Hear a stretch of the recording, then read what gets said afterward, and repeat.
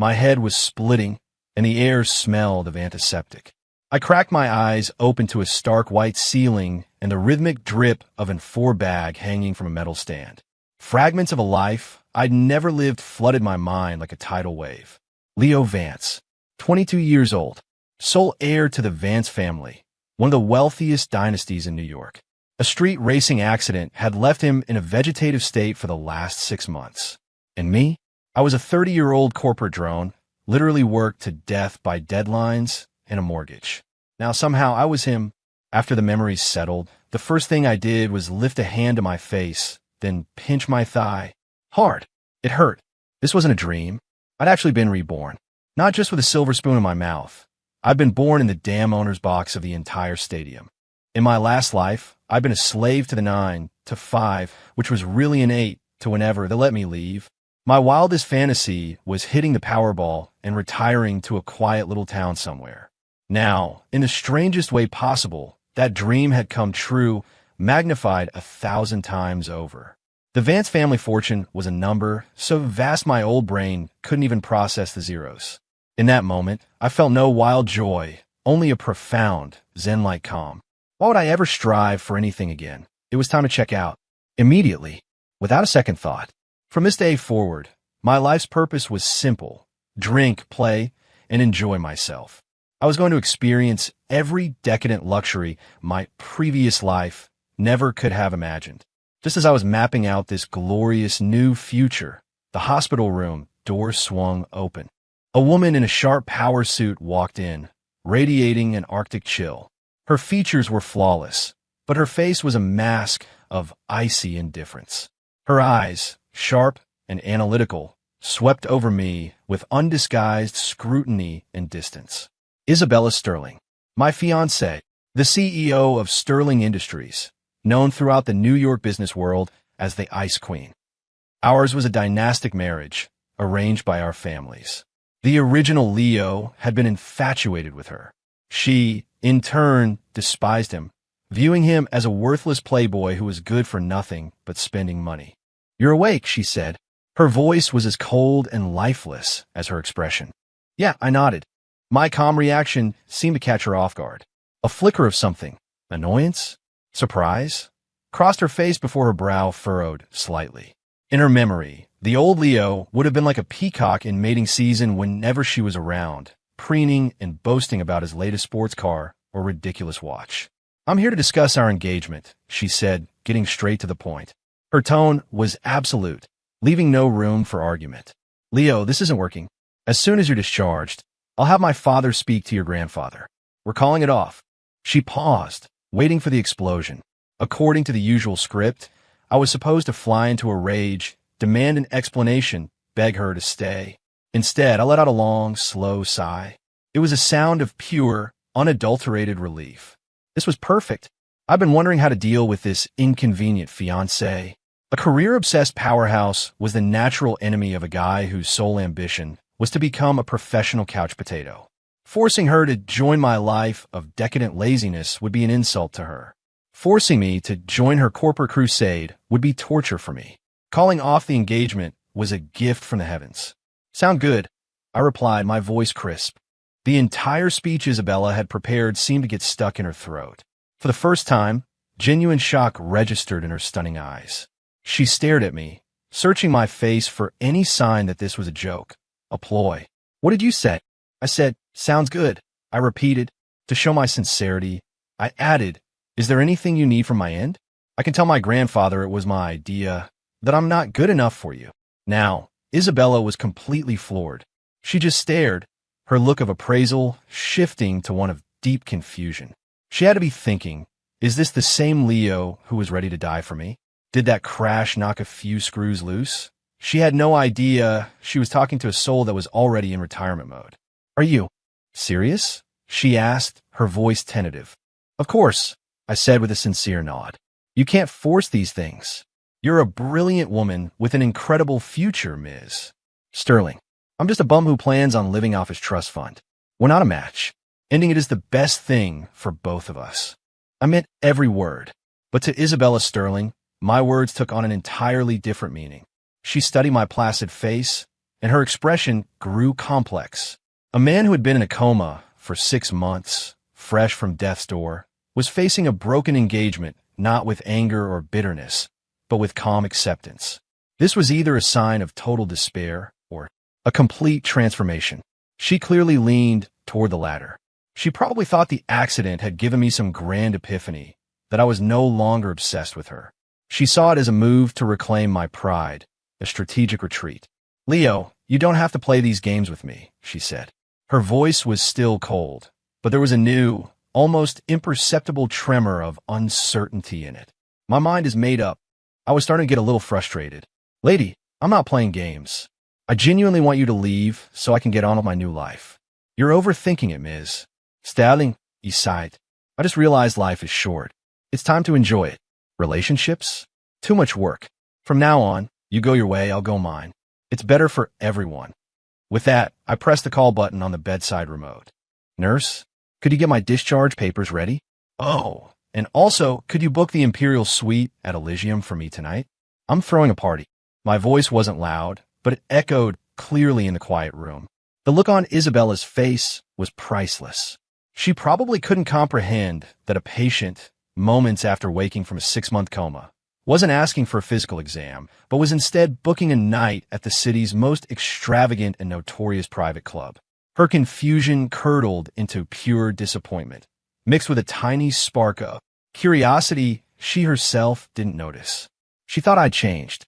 Turns out, I'd just gone from being a lovesick fool to a pure, unadulterated one. "Leo, you are truly hopeless," she said, her voice dripping with disdain. She turned on her heel, the sharp click-clack of her stilettos echoing down the hall as she left without a backward glance. Listening to the sound of her retreating footsteps, I stretched out luxuriously in the hospital bed. Problem solved. Now for the life I'd always dreamed of. Retirement. Elysium was the most exclusive private club in New York. I was sprawled on a massive velvet sofa in the Imperial Suite, surrounded by a flock of beautiful women. The air was thick with the scent of expensive perfume and vintage Bordeaux. This was the life my old self couldn't even have dreamed of. "Mr. Vance, you have to try this." An 82 Lafayette, a stunning woman in a red dress, held a glass to my lips. I took a sip and swirled it around my mouth. It tasted fine, I guess. Not all that different from the $20 bottle of Cabernet I used to buy. Maybe my palate just wasn't sophisticated enough. "You own 30% of this club, Mr.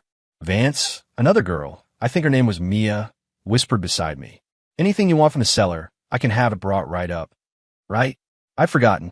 My family owned this place." "Whatever." I gave a lazy wave of my hand. "Anything's fine. Bring whatever." It was a strange feeling. I wasn't doing anything, but as long as I sat here, everyone looked at me with a mixture of awe and deference. Was this the power of money? Tedious and utterly draining. I loved it. Just as I was settling into this wonderful new boredom, the suite door was kicked open. A loud bang startled the girls around me. A young man in an obnoxious designer shirt and ridiculously dyed hair swaggered in, flanked by a few of his cronies. Caleb Thorne, son of another one of New York's wealthy families and the original Leo's arch-nemesis. They'd been rivals since they were kids, fighting over toys, then attention, and, as they got older, women. Isabella Sterling was the main prize they fought over. Well, look what the cat dragged in," Caleb sneered. "If it isn't the great Leo Vance. Tired of playing vegetable, so you decided to come back to being a useless waste of space." His buddies snickered behind him. I slowly lifted my eyelids and looked at him. In the old Leo's memories, every encounter with Caleb was like lighting a firecracker. He'd immediately jump up, they'd trade insults, it would escalate into a fight, and both of them would get dragged home by their respective families. So childish. I didn't move, didn't even shift my position on the couch. I just asked, my voice flat, "Something I can help you with?" My reaction clearly wasn't what he expected. The smirk on Caleb's face faltered. He'd been counting on a dramatic outburst, and my indifference felt like swinging at air. "Can't I just stop by and say hello to the man of the hour?" He plopped down on the sofa across from me, grabbing a bottle of Ace of Spades and pouring himself a glass. "Heard you and Isabella are calling it quits. What happened? She finally dumped you." "Makes sense. A woman like her would never fall for a loser like you. He enunciated the word loser with deliberate venom. The girls around us held their breath, their eyes darting nervously between us. I picked up my glass, took a sip, and then spoke slowly. Yes, so? There was again that casual, unbothered tone, as if you were talking about something that had nothing to do with me. Caleb's face darkened. He hated this indifferent act. He used to get a kick out of riling Leo up over Isabella. Now that Leo didn't even seem to care about her, the game had lost its fun.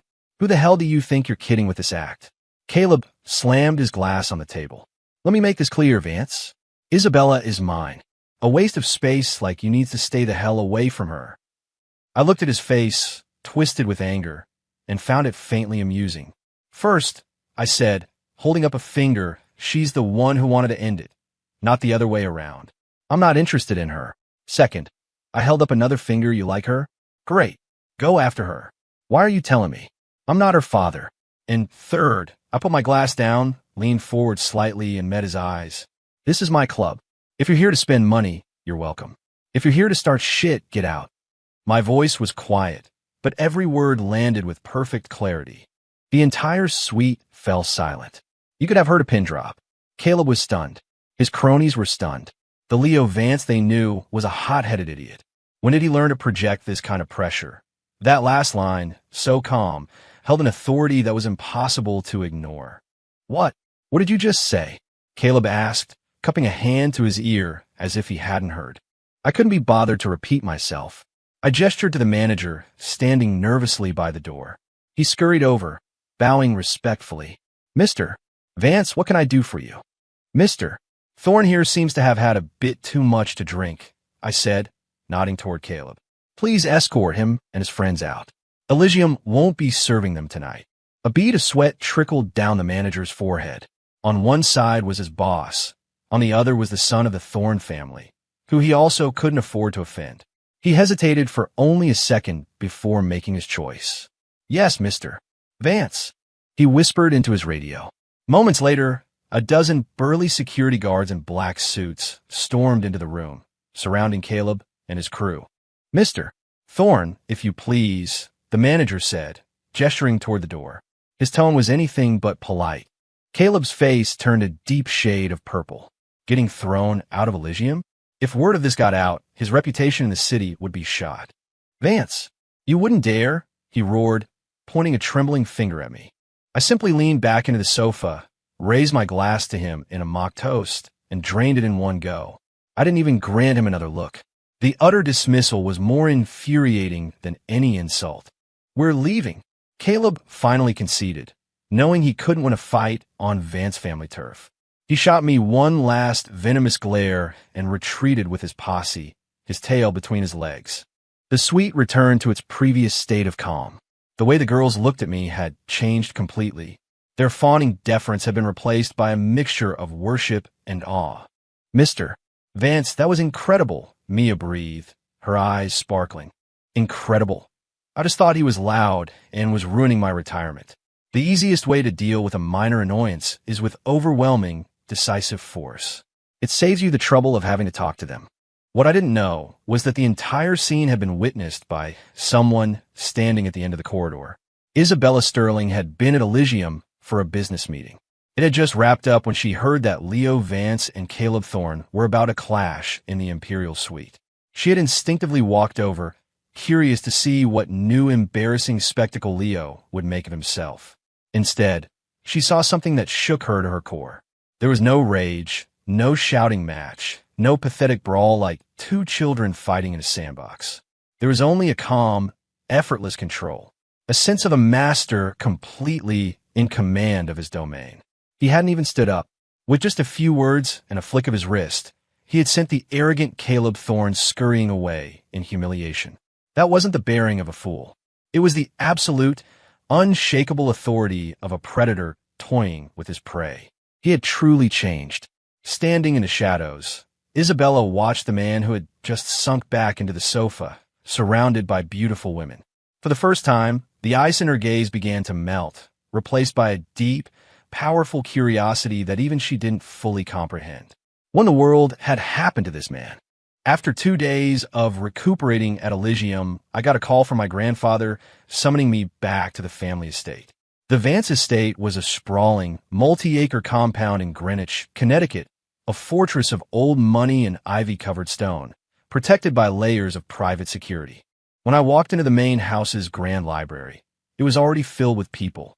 The extended family, the old guard of company board members, pretty much everyone who mattered was there. Seated in the high-back chair at the head of the massive mahogany table was a formidable old man, the patriarch of the Vance family and my grandfather, Arthur Vance.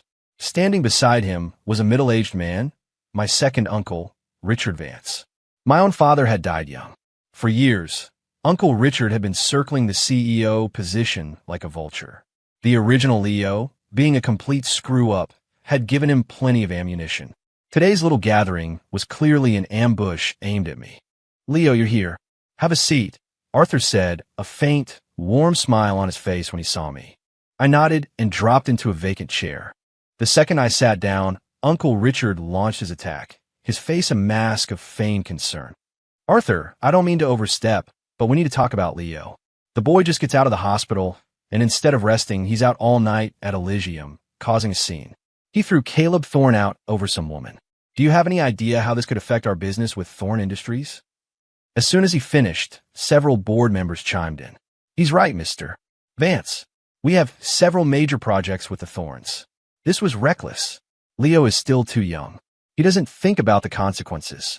I believe the matter of succession needs to be reconsidered." Listening to them drone on, I couldn't even be bothered to lift my eyes. Same old song and dance. They were just using this as an excuse to try and knock me out of the line of succession. Arthur remained silent, slowly lifting his teacup and blowing on the steam. His gaze fell on me, as if waiting for my response. If the old Leo were here, he would have already been on his feet, screaming at them. But that wasn't me. I was tired. Arguing with these people was a waste of breath, a waste of energy, and it was cutting into my nap time. I cleared my throat. All eyes snapped to me. "Uncle Richard. Gentlemen," I began, my voice quiet but clear. "First, I went to Elysium as a customer, not to cause a scene. It's a family-owned asset. I was supporting our business. Is there a problem with that?" Richard was momentarily speechless. "Second, it wasn't over a woman. Caleb Thorne came looking for a fight on my turf. I had him removed to protect the Vance family's reputation. Or should I have smiled and let him walk all over us?" A few of the board members who had spoken up now looked distinctly uncomfortable. Third, and most importantly, I paused, my gaze sweeping over every person at the table. "Let's talk about those projects with the Thornes." I looked at the contracts. Thorne Industries takes 70% of the profits, while we assume most of the risk. Who exactly signed off on such a lopsided deal? My eyes finally landed on Uncle Richard. His face went pale. Those projects had been his brainchild. The library was dead silent. No one had expected these words to come from the family idiot. My argument was clear, logical, and cut straight to the heart of the matter. "A partner who is willing to screw us over like that isn't a partner we need," I said, leaning back and getting comfortable. "As for the losses, if the Thornes don't want to do business with us, there are plenty of others who will. Isn't that right, Uncle?" Richard's lips moved, but no sound came out. He stared at me as if I were a complete stranger. Was this the same nephew who only knew how to party and spend money? When had he become so knowledgeable about the company's finances? He didn't know that in my past life, I was a project manager. I dealt with contracts and data sheets every single day. I could spot a predatory deal from a mile away. I hadn't planned on getting involved, but they had forced my hand. "Well said." Arthur, who had been silent until now, slammed his hand on the table and stood up. He looked at me, his eyes filled with pride and relief. "Now that's a Vance talking. Some damn backbone." His gaze was like a physical force as it swept across the room. "Leo did the right thing. We don't do bad business, and we don't let people push us around. Anyone who has a problem with that can get the hell out of my house." The patriarch had spoken. The room fell into a terrified silence.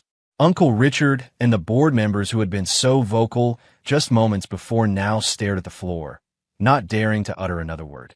An attempted coup, and I had dismantled it without breaking a sweat. I felt nothing inside. If anything, I just wanted to yawn. This was exhausting. I wanted to go home and sleep.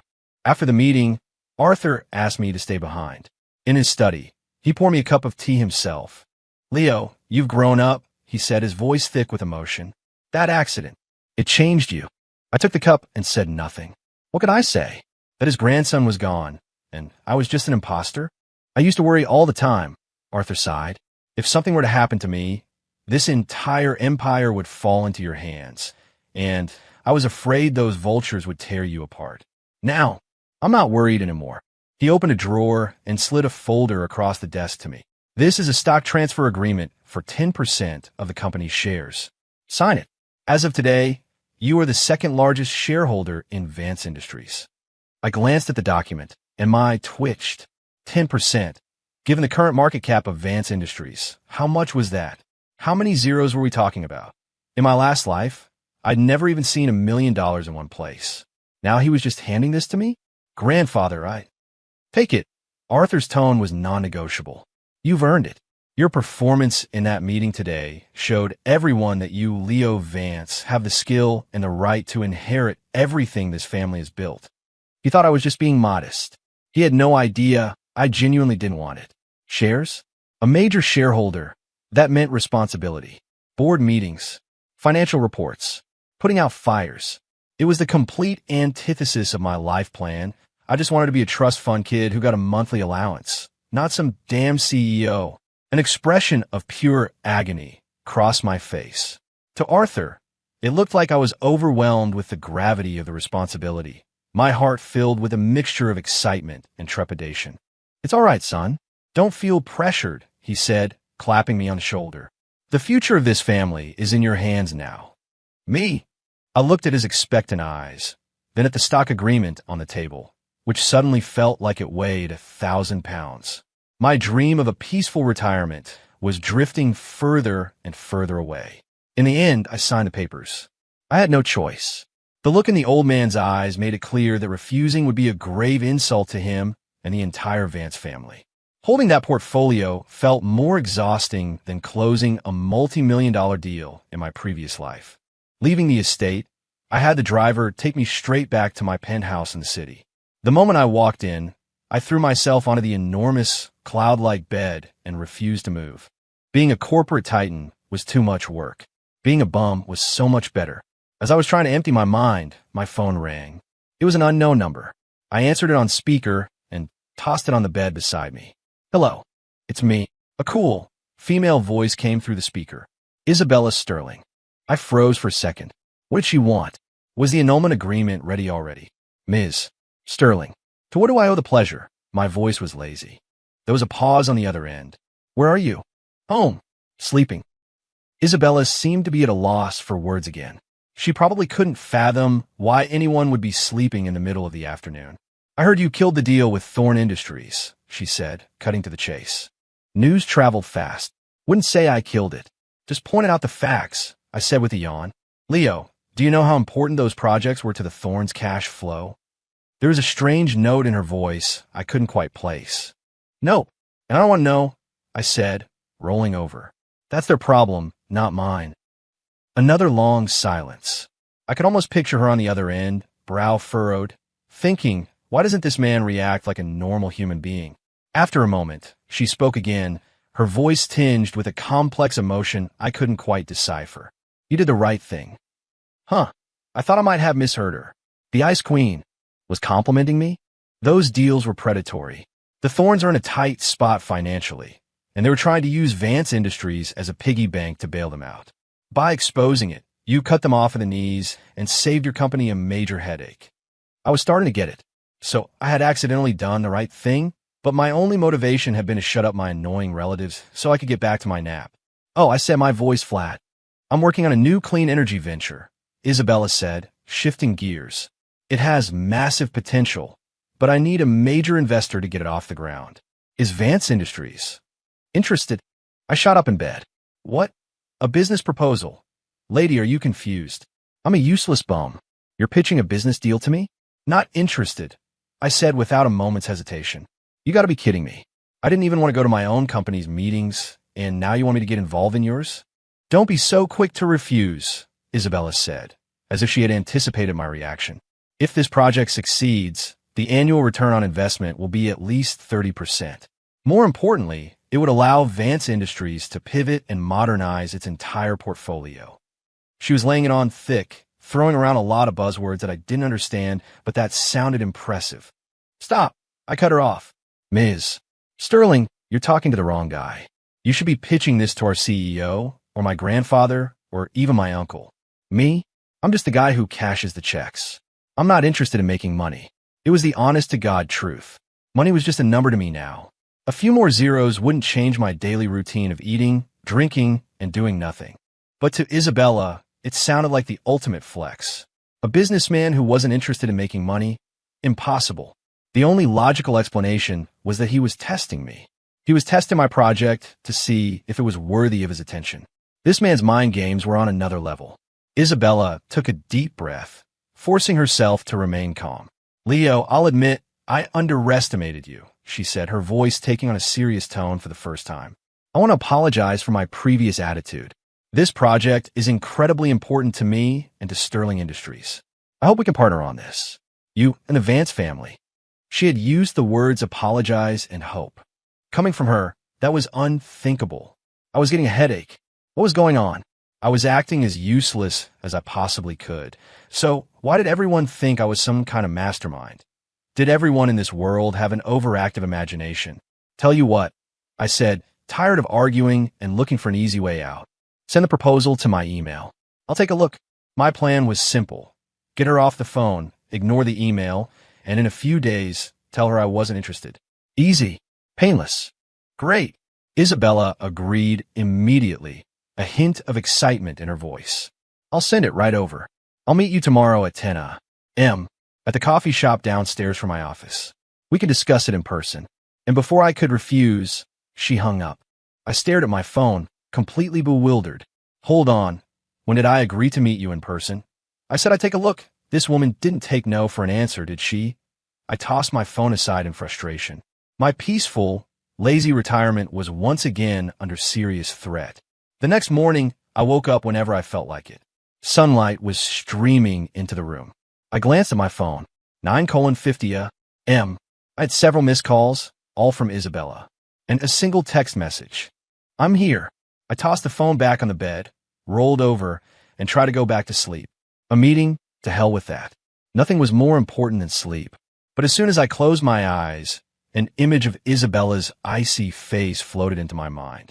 Knowing her personality, if I stood her up, would she march over to my apartment and drag me out herself? That would be even more of a hassle. The more I thought about it, the more annoyed I got. My sleepiness vanished. Fine. I'll go. I'll think of it as a free cup of coffee. The sooner I get this over with, the sooner I can get back to my life of doing nothing. I dragged myself out of bed, showered, and threw on some clothes. By the time I finally made it to the coffee shop, it was already 10:30. Isabella was sitting alone at a window table, a cup of long cold coffee in front of her. She was wearing a chic white pantsuit, her hair tied back, her attention focused on the tablet in her hands. She looked up at the sound of my approach. When she saw me, a flicker of relief crossed her eyes before being replaced by her usual frosty demeanor. You're half an hour late. Traffic was a nightmare, I lied, sliding into the chair across from her. She didn't press the issue. She just slid her tablet across the table. This is the core data for the project. Take a look. I glanced down. The screen was a dizzying mess of charts, graphs, and technical jargon. I didn't understand any of it. I didn't want to. I pushed the tablet right back to her. No need. Isabella's brow furrowed. What do you mean? I said, taking a sip of the coffee the waiter had just brought me. Then meeting her eyes, I'm in. The coffee shop suddenly seemed unnervingly quiet. Isabella's hand, holding the tablet, froze in midair. Her beautiful eyes were wide with disbelief. She had prepared an entire presentation, covering everything from market projections and technological hurdles to government subsidies and risk assessments. She was confident she could persuade even the most skeptical investor. And I hadn't even looked at it before saying yes. Leo, are you sure? Her voice was a little strained. This isn't a small amount of money. The initial capital needed is at least $1 billion. $8 billion, huh? I stroked my chin, pretending to think. What I was actually thinking was, how long would it take me to spend $1 billion? Probably not that long. Let's make it 2 billion, I said casually. Puffed. A guy at the next table literally sprayed his coffee everywhere. Isabella was completely frozen, like a statue. She felt like her entire understanding of the world was being shattered, piece by piece. She had met generous investors before, but she had never met anyone this reckless. This wasn't generosity. This was insanity. What? What are you trying to do? She stared at me, her gaze intense as if trying to read my mind. She couldn't believe anyone would make an investment this carelessly. There had to be some ulterior motive, something she wasn't seeing. Was he trying to use this project to gain a controlling interest in Sterling Industries? Or was this some grand gesture to get her to reconsider the engagement? 1,000 possibilities flashed through her mind. Looking at her wary, suspicious face, I sighed internally. Lady, you're overthinking it again. My reasoning was simple. First, I was too lazy to read that complicated proposal. Second, I didn't want to argue with her anymore. I wanted to end this boring meeting and go home. Third, and most importantly, if I gave her double the money she needed, she could make the project a success without any excuses. If the project succeeded and she made a lot of money, she wouldn't have any reason to bother me again. It was a long-term solution. I was spending money to buy myself some peace and quiet. My motive? I smiled, leaning back against the sofa in a relaxed posture. My motive, Ms. Sterling, is to ensure that you have everything you need to make this project a massive success without having to worry about a thing. It sounded grand and supportive, the words of a perfect partner. But to Isabella, it was layered with hidden meaning. He wasn't supporting me. He was testing me. He was giving me more than enough money, more than enough trust, and handing me the entire stage. And then he would stand in the wings and watch me perform. If I failed, I would prove myself unworthy of ever standing before him again. If I succeeded, then maybe, just maybe, I would earn his genuine respect. This man's desire for control was terrifying. He didn't need to lift a finger. With money alone, he had shackled me with an immense weight of expectation. Isabella's heart sank. She had always thought she was strong enough to control her own destiny. But in front of this man, she felt like a child just learning to walk.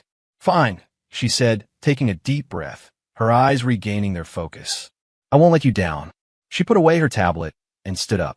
I'll have my legal team draw up the partnership agreement as soon as possible. It's a pleasure doing business with you, Leo. She extended her hand to me. It was the first time she had ever made a gesture of goodwill toward me. I shook it briefly. Her hand was cool and soft. Pleasure.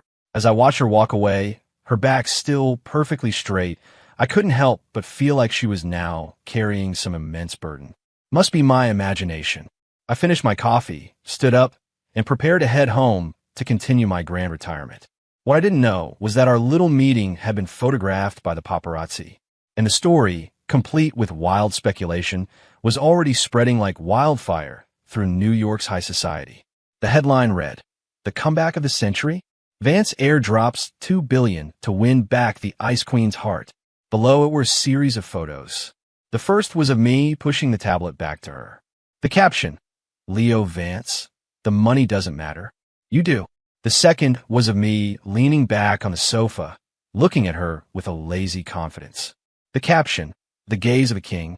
The final picture was of her extending her hand to me for a handshake. The caption, "The Queen surrenders." By the time I saw all of this, I was lounging by my private rooftop pool, getting a massage from a very skilled therapist. "Mr.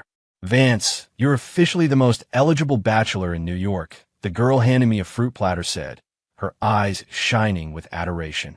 Me? All I want is to be a quiet, useless bum. Why is that so hard? This world is deeply hostile to lazy people. The rumors spread faster than I could have imagined. The next day, Vance Industries stock shot up at the opening bell, hitting the limit up threshold. The market interpreted our partnership as a sign that the Vance and Sterling empires were about to merge. My uncle Richard called me several times, his voice oozing with a sycophantic excitement I could feel through the phone. He kept praising my foresight, calling me a business genius. It gave me a headache. I hung up on him. Meanwhile, things are not going well for the Thorne family. Their hopes of a bailout from their partnership with us were dashed. Their banks started calling in their loans. Several of their major projects were on the verge of collapse due to the lack of funding. Caleb Thorne called me several times. I didn't answer. Eventually, he sent me a text. It was a pathetic, groveling message, saying he was sorry and begging me to have mercy on his family. I read it and deleted it. Have mercy? I didn't do anything. You were the one who came looking for a fight. Your business is failing because of your own mismanagement. What does any of that have to do with me? I just want to be left alone. But in the eyes of the world, this was all part of a masterfully orchestrated revenge plot. First, I played hard to get, forcing Isabella to see me in a new light. Then I made a grand, billion-dollar gesture to seal a partnership and boost my own company stock. At the same time, I pulled the rug out from under my rival, striking a fatal blow to the Thorne family's finances and sending them into a death spiral. The entire sequence of events was perfectly executed, a textbook case of corporate warfare. Suddenly, the name Leo Vance was being whispered with a new reverence in the boardrooms of New York. Everyone was convinced that my previous persona as a brainless playboy had been an elaborate disguise to lull my enemies into a false sense of security. Now, the sleeping lion had finally awakened. I was lying on my multi-million-dollar custom-made sofa, scrolling through these legends about myself on my phone, and I couldn't help but feel that the whole situation was absurd. I literally hadn't done anything. How did I become a strategic mastermind? Can you people please stop projecting? Seriously, I'm just a guy who wants to retire and do nothing. Ding dong. The doorbell rang. I was too lazy to get up. Open the door. I called out to my smart home system. The door swung open, and the person who walked in surprised me. Isabella Sterling. She wasn't in a power suit today. She was wearing a casual, cream-colored sweater and jeans, her long hair falling loosely over her shoulders. She looked softer, less intimidating. She was carrying a designer food container. I heard you haven't been out much the last few days. I brought you something to eat, she said, placing the container on the coffee table. She opened it to reveal several small, elegant dishes and a bowl of soup that looked incredibly nourishing. What's up? I asked, sitting up and looking at her. There's no such thing as a free lunch. Can't I just check in on my business partner? She retorted, rolling her eyes. That eye roll held a hint of playful annoyance, a complete departure from the ice queen I knew. I was taken aback. She seemed to realize her own slip-up. The tips of her ears turned a faint pink, and she quickly looked away, pretending to survey my apartment. Your place is a mess, she said, her brow wrinkling at the sight of the clothes and video game controllers I had tossed on the sofa. I live alone. Too lazy to clean, I said honestly. Her brow furrowed even more. Where are your housekeeper and butler? I gave them the week off. Why? They were hovering. It was annoying. Isabella was silent again. She was probably, once again, stunned by my philosophy of maximum laziness. Without another word, she walked over and started tidying up the sofa, folding my discarded clothes into neat piles. I watched her dumbfounded. Was this the same high and mighty CEO of Sterling Industries? Why was she suddenly acting like my maid? You don't have to do that. I can get it, I said, feeling a little awkward. You? She glanced back at me, her eyes filled with skepticism. If I wait for you to clean, this place will turn into a landfill. She went back to her task, her movements surprisingly deft and practiced. I watched her profile, bathed in the golden light of the setting sun. Her long eyelashes, the elegant slope of her nose, her slightly pursed lips. She was actually really beautiful. Wait, what was I thinking? I quickly shook my head, trying to banish those dangerous thoughts. The soup's getting cold. Drink it, she said, finishing her tidying and placing the bowl of soup in front of me. I took it and had a sip. The flavor was rich and deeply comforting. It was familiar. I remembered. In the old Leo's memories, when he was sick as a child, his mother used to make him a soup that tasted just like this. Did you make this yourself? I asked, surprised. Yes, she replied softly, her gaze drifting away. My mother taught me. She said this soup is good for people recovering from an accident. Something in my chest stirred. This woman, maybe she wasn't so cold after all. Thanks, I said quietly. It's my duty to be concerned about my partner's health and well-being, she said, her words as formal as ever, but the blush creeping up her neck betrayed her. The atmosphere in the room had shifted, becoming something delicate and charged. I drank my soup while she sat across from me, quietly watching. Thank you. For what happened with the thorns, she said suddenly. I looked up. If it weren't for you, I might have. Had to marry him, she said, her voice barely a whisper, laced with a lingering fear. I finally understood. The Thorne family, desperate for cash, had proposed a marriage alliance with the Sterlings to secure a bailout. And Isabella's father had actually considered it. If I hadn't accidentally torpedoed the Thorne family's finances, Isabella might have been forced into a marriage she didn't want. I looked at her, and it all clicked into place. So, not only had I inadvertently helped my own family, but I had also saved her from a terrible fate. What was this? A self-fulfilling prophecy. All the fake hype about me was somehow becoming real. I put down the soup bowl and looked at her, her eyes filled with a complex mix of emotions. I felt a strange sense of irony. Seriously, all I wanted to do was lie around and do nothing. How did I accidentally become everyone's savior? So, you came here today just to thank me? I asked, getting straight to the point. I was too tired for guessing games. Isabella was taken aback by my directness. She nodded, then quickly shook her head. Not entirely, she said, biting her lip as if steeling herself for something. Leo, I want to get to know you better. Oh no. A cold dread washed over me. It was happening. The one thing I had feared most. She was curious about me. For a guy who just wanted to be left alone, a woman's curiosity was more dangerous than any corporate takeover. It meant trouble. Endless, exhausting trouble. There's nothing to know, I said immediately, putting on my most aloof, dismissive expression. What you see is what you get. I'm a useless bum who likes to eat, drink, and play. I was trying, desperately, to reinforce my useless persona. But Isabella just watched me, her gaze knowing and insightful. No, you're not, she said, shaking her head with conviction. A truly useless man wouldn't have your eyes, or your presence. Leo, what are you afraid of? What are you hiding? She was pressing forward, like a skilled hunter closing in on her prey. My skin prickled. Lady, I'm begging you, please stop with the fan fiction. I'm not hiding anything. I'm just lazy.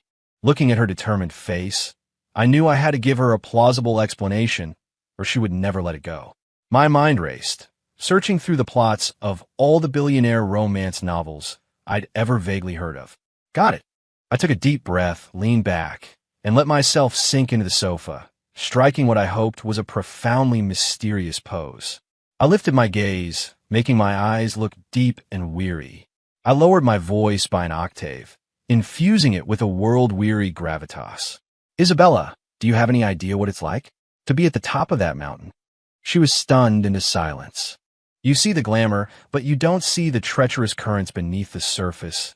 I continued my performance, my tone heavy with the burden of power. Every decision I make, every word I say, can affect the lives of thousands. Do you understand that kind of pressure? Isabella instinctively shook her head. As powerful as she was, Sterling Industries was a small kingdom compared to the vast Vance Empire. So, I said, my voice shifting back to its usual lazy drawl, I'm tired. I'm tired of playing this pointless game. All I want now is to be a normal person, to live a normal life. Eat, sleep, play video games. That's all I want. I looked at her, my eyes pleading with sincerity. I was telling the truth. I had just embellished the reason. I had reframed laziness as the profound weariness of a man who has seen too much. And just like that, I had leveled up. Isabella was completely captivated by my performance. She stared at me, her eyes filled with a mixture of shock, sympathy, and a dawning admiration. So that's it. He wasn't a bum. He was a king, weary of the politics and power plays, who just wanted to return to a simpler life. All his past foolishness. It had been a silent protest against a world he found hollow and fake. And I had misjudged him, despised him. A wave of guilt washed over Isabella. She looked at my handsome, weary face and felt an overwhelming urge to pull me into her arms and comfort me. I understand, she whispered, her voice choked with emotion. I'm sorry, Leo. I was so wrong about you. Seeing her reaction, I breathed a silent sigh of relief. Finally, she bought it. This whole acting thing was exhausting. It's fine, I said, waving my hand with the magnanimity of a benevolent ruler forgiving a clueless subject. It's all in the past. So, please, Don't try to figure me out anymore. Just let me be a useless bum in peace. That's the best way you can support me. No. Isabella suddenly shot to her feet, her eyes blazing. I can't let you just give up like this. Me? That's not how this was supposed to go. A man like you was born to stand at the top of the world and command armies, she declared, her eyes shining with the fervor of a true believer. Don't worry, Leo. From now on, I'll handle all the tedious, worldly affairs you despise. I will be your sharpest sword, your strongest shield. I will clear the path for you. All you have to do is stay behind the scenes and guide me. My jaw dropped. I stared at her, utterly speechless. Wait, lady, did you misunderstand something? I was trying to tell you to leave me alone. How did that translate into you volunteering to be my frontline general? Looking at her ecstatic face, like she had just discovered her life's new purpose, I felt a massive headache coming on. My path to a peaceful retirement hadn't just gotten bumpier. It had turned into a full-blown mountain climb. Just as Isabella's grand declaration was making my head spin, my savior arrived. The apartment door was kicked open. Leo, my man, I heard you were awake. I miss you, dude. A large guy in board shorts and flip-flops, with a head of messy bed hair, barreled into the room. Mitch, my body's best friend. Another rich kid with zero ambition. He rushed in, ready to give me a bear hug. Then he saw Isabella sitting across from me. The cheerful grin on Mitch's face froze. His body went rigid. Ms. Sterling, he stammered, his eyes wide with a primal fear, like a mouse seeing a hawk. It wasn't his fault. Isabella's reputation in their social circle was terrifying.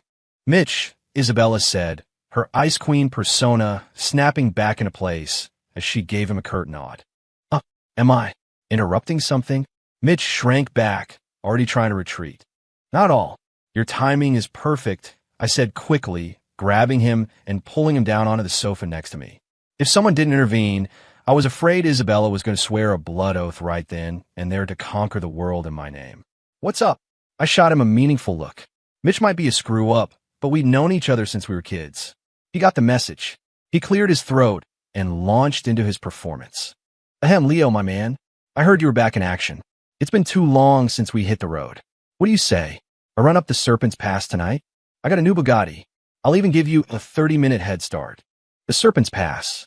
The infamous illegal street racing spot where the original Leo had crashed. Before I could even respond, Isabella's voice cut through the air, cold as steel. Absolutely not. Mitch flinched. Leo's body hasn't fully recovered.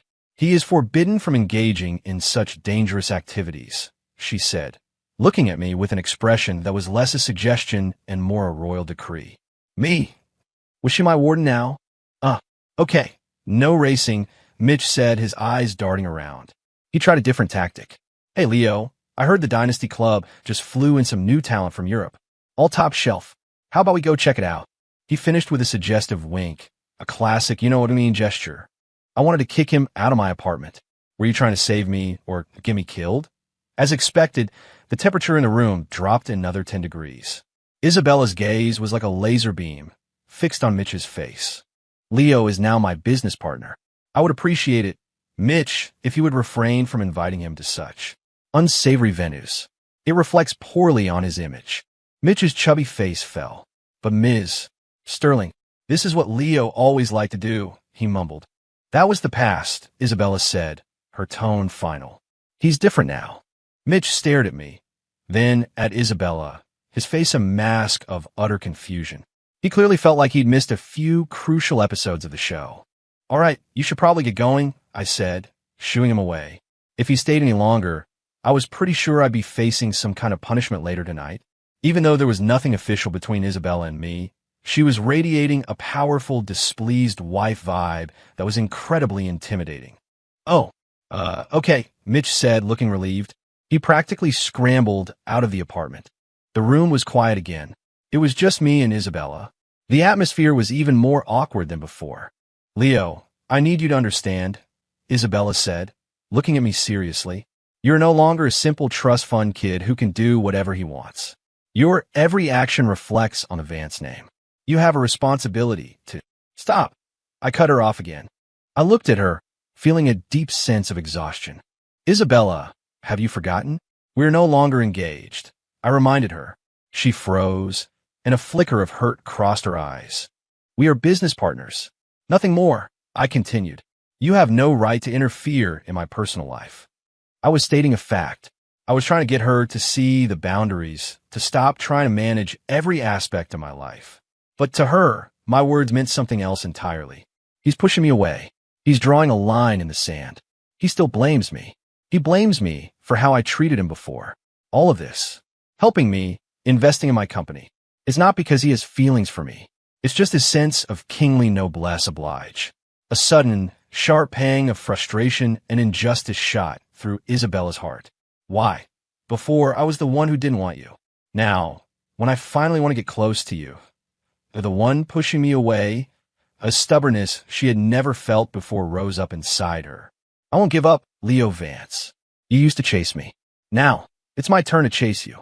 She took a deep breath, lifted her chin, and her eyes became resolute once more. You're right. We're just business partners, she said, her voice crisp and professional. However, as your partner, and to ensure the success of our joint venture, it is my obligation to supervise your lifestyle and ensure that your personal choices do not jeopardize our professional collaboration. Me? Are you serious right now? I looked at her with her perfectly reasonable "this is just business" expression, and for the first time, I felt truly helpless. The hole I had dug for myself was getting deeper and deeper, and Mitch, my so-called friend, had just thrown me a shovel. After that day, my life changed completely. Isabella became my full-time, round-the-clock guardian, invading every corner of my existence. In the morning, while I was still asleep, she would let herself into my apartment with her own key, place a healthy, balanced breakfast on my nightstand, and then throw open the curtains, waking me up with the blinding sun. During the day, if I tried to play video games, she would sit beside me, working on her own files while fixing me with a soul-crushing death glare that made it impossible to enjoy myself. At night, if I even thought about going out for drinks with Mitch and the guys, she would somehow find out and invite everyone over to my place for a team-building exercise between business partners. The whiskey would be replaced with herbal tea, and the poker chips with case studies on market trends. Mitch and the others now avoided me like the plague. I felt less like a reborn billionaire and more like a high school student in a 24/7 SAT prep course taught by a demon. I protested. I fought back. But every time, she would shut me down with her flawless logic about protecting our investment. I even went to my grandfather, hoping he would intervene. After hearing my complaints, he just slapped his thigh and chuckled. Excellent. That sterling girl has a good head on her shoulders. With her watching you, I could finally relax. Me? It felt like the entire world was conspiring against me, and I was the star of my own personal tragedy. One afternoon, I couldn't take it anymore. While Isabella was at her office for a board meeting, I made my escape. I put on a hat and a mask, and like a fugitive, snuck into the biggest arcade in the city. It had been so long since I'd touched an arcade machine. My fingers were itching. I bought a huge cup of tokens, ready for a day of mindless indulgence. But I had barely put 2 tokens into a Street Fighter machine when a familiar figure appeared behind me. Caleb Thorne. He looked much worse than the last time I'd seen him. His hair was a greasy mess, he had dark circles under his eyes, and his expensive designer shirt was wrinkled and stained. He saw me, and his eyes first flashed with fear, then with a tidal wave of pure hatred. Vance, he hissed, his voice trembling with rage. I sighed. Just my luck. I'd escaped my warden only to run into the guy who wanted me dead. My desire to play video games evaporated. What do you want, Caleb? I asked, turning to face him. What do I want? Caleb laughed, a wild, unhinged sound. You destroyed my family, and you're asking me what I want. People around us started to notice the commotion and stared. I'll say it again. What happened to your family has nothing to do with me. I said, my patience wearing thin. Nothing to do with you? Caleb pointed a shaking finger at me. If it weren't for you, would Isabella have rejected me? If it weren't for you, would your family have pulled their funding? If it weren't for you, would the banks have called on my father's loans? It was all you. You ruined everything. He was getting more and more agitated. Suddenly, he pulled a small, sharp knife from his jacket pocket, the blade glinting under the arcade lights. The crowd gasped and stumbled back. I frowned. The guy had actually lost his mind. I didn't move. I just watched him calmly. It wasn't that I was brave. It was because I knew my bodyguard were always nearby, blending into the crowd. They were trained to handle situations like this. But just as Caleb lunged forward, screaming, a different figure moved faster than my security. Isabella. I don't know where she came from, but suddenly she was there, standing in front of me, her arms spread wide, shielding me like a mother hen protecting her chick. Caleb, what do you think you're doing? Her voice trembled with fear, but her stance was firm. I was stunned. I looked at her back, not particularly broad, but fiercely determined, and felt something in my chest crack. This woman, get out of my way. Caleb's eyes were bloodshot. I'm taking him down with me today. I won't move. Isabella's voice was resolute. If you want to touch him, you'll have to go through me first. Caleb had completely snapped. He raised a knife and lunged, straight at Isabella. My pupils contracted. I instinctively reached out to pull her away. But it was too late. In that split second, just before the unthinkable happened. Clang! A dull, metallic thud echoed through the arcade. A fire extinguisher flew through the air and connected squarely with the back of Caleb's head. His eyes rolled back, and he crumpled to the ground in a heap. Me, Isabella, and everyone else in the arcade stared in stunned silence. We all turned to see where the fire extinguisher had come from. From a corner of the arcade, a middle-aged man in a security guard uniform was jogging toward us, panting. "Don't worry. I'm here," he yelled. "We just had a fire drill." I still had it in my hand. The entire arcade was dead silent. By the time Isabella and I finished giving our statements at the police station, it was dark out. Caleb had been arrested for assault with a deadly weapon. The Thorne family was well and truly finished. We walked along the street, the cool night air a welcome relief. Neither of us spoke. The scene at the arcade had been too intense. Isabella, in particular, was still pale, clearly shaken. I looked at her, my feelings a tangled mess. This woman, who always seemed so cold and aloof, had, without a moment of hesitation, thrown herself in front of a knife for me. It would be a lie to say I wasn't moved. Are you? We both started to speak at the same time, then stopped. You go first, I said. She took a deep breath and turned to me, the streetlights dancing in her eyes. Can you please not run off by yourself anymore? Her voice was laced with a lingering fear and a hint of something I had never heard from her before. A plea. I looked at her worried eyes, and my resolve softened. Okay, I nodded. She seemed surprised by how easily I agreed. A small, faint smile touched her lips. It was like a rare flower blooming in the dead of night, brief but breathtaking. I felt my heart skip a beat. What were you going to say? She asked. I started, but the words thank you felt too small, too inadequate. I was going to say, I'm hungry. I finally managed. She blinked, then let out a small laugh. This time she didn't hide it. The sound was clear and bright, like wind chimes. What do you want to eat? She asked. A spicy noodle bowl from a food truck, I said, the words coming out before I even thought about them. In my past life, it was my favorite thing to eat on the way home after a long night of overtime. A troubled look crossed Isabella's face. A woman of her standing had probably never even been to a diner, let alone a food truck.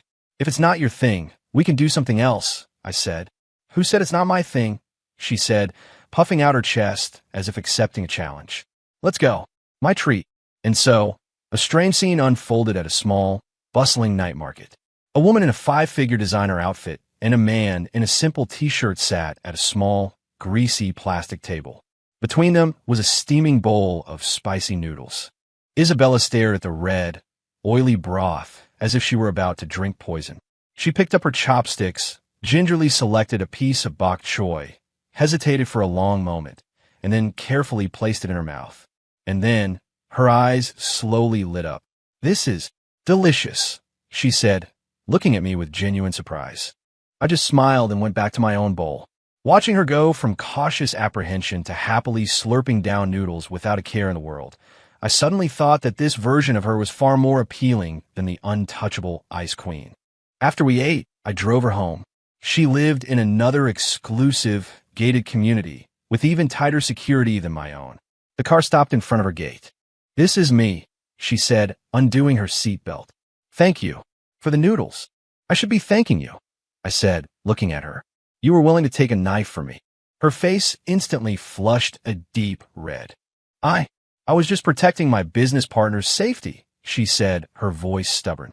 I smiled and didn't call her bluff. Go on, get some rest. Okay, she nodded, but she didn't move. The air between us grew thick with unspoken words again. Just as I thought she was about to say something, the front door of her house swung open. A stylish, middle-aged woman in a silk pajama set and a face mask peered out. Isabella? You're finally home. Oh, and who is this handsome young man? Her eyes landed on me. This had to be Isabella's mother. Mom, why are you still awake? Isabella's voice was flustered. I was waiting for you, silly, her mother said, beaming as she walked over to the car. She looked me up and down, her gaze the unmistakable appraisal of a mother-in-law inspecting a potential son-in-law. You must be Leo. Oh, you're even more handsome in person. Me? Ma'am, I think you have me mistaken for someone else. Mom.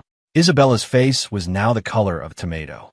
Oh, don't be shy, her mother said, grabbing my hand with a warmth that was slightly overwhelming.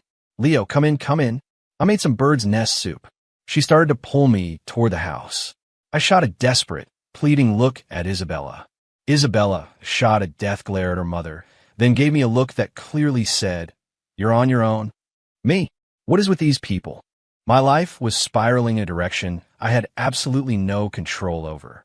In the end, I was cordially invited into the Sterling residence by Isabella's enthusiastic mother.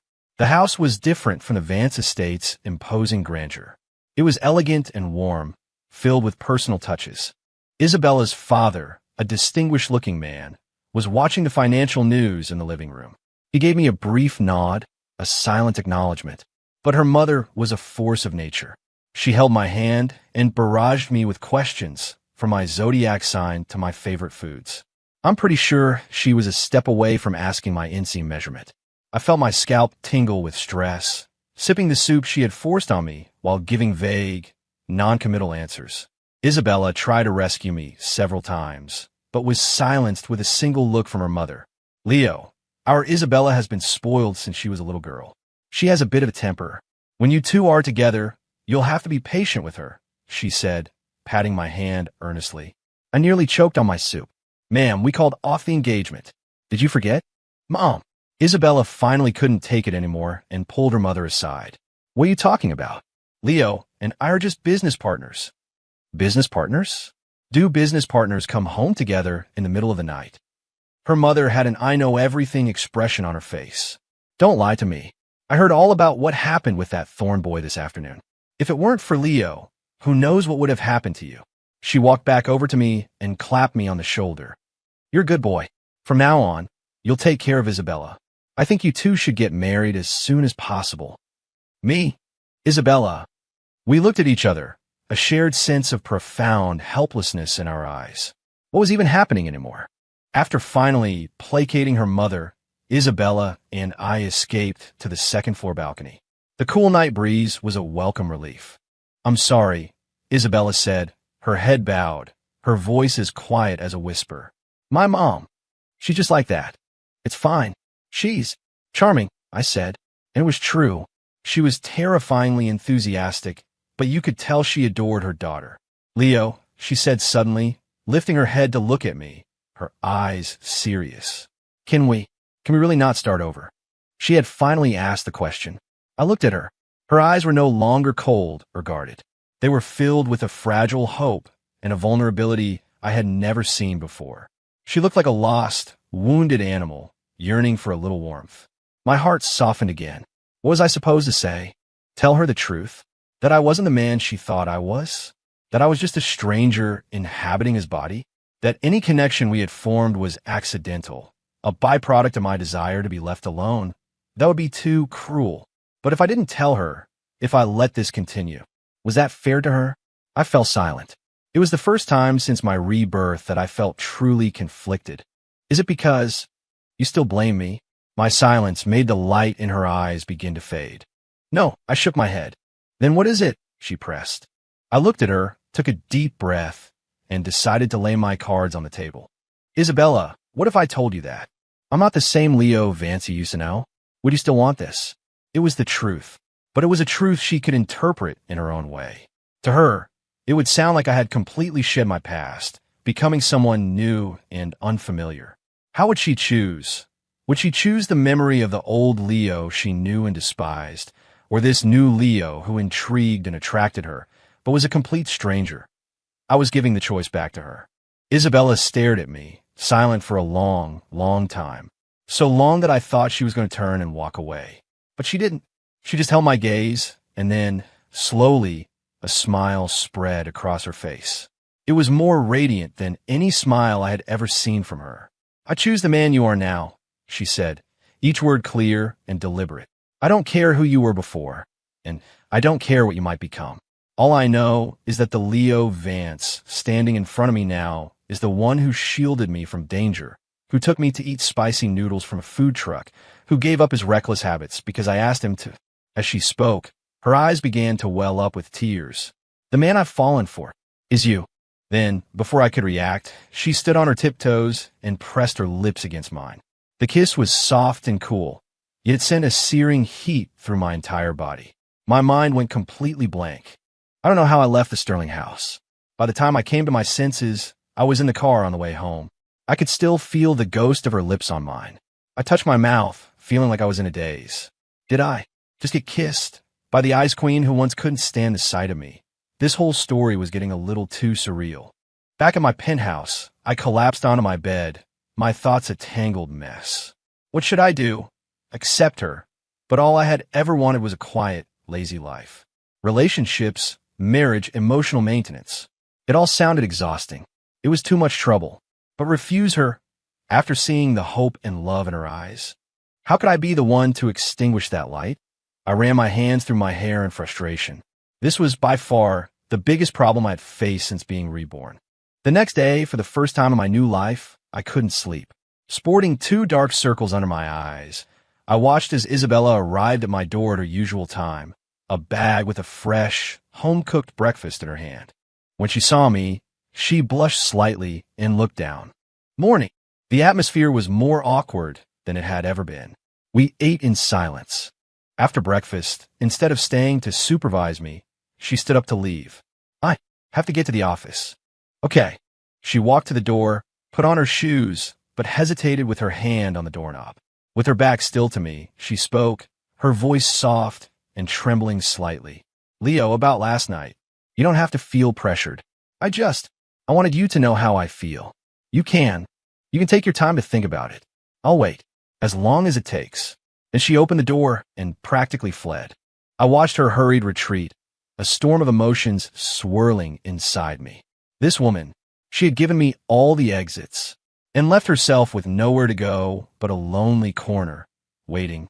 I sat on the sofa for a long time, just thinking. I asked myself, "Leo, what are you so afraid of? Afraid of the trouble? Afraid of being tied down?" But looking back, had she really brought me trouble? She had forced me into a healthier lifestyle. She had thrown herself in front of a knife for me. When I was lost, she had given me her unwavering faith.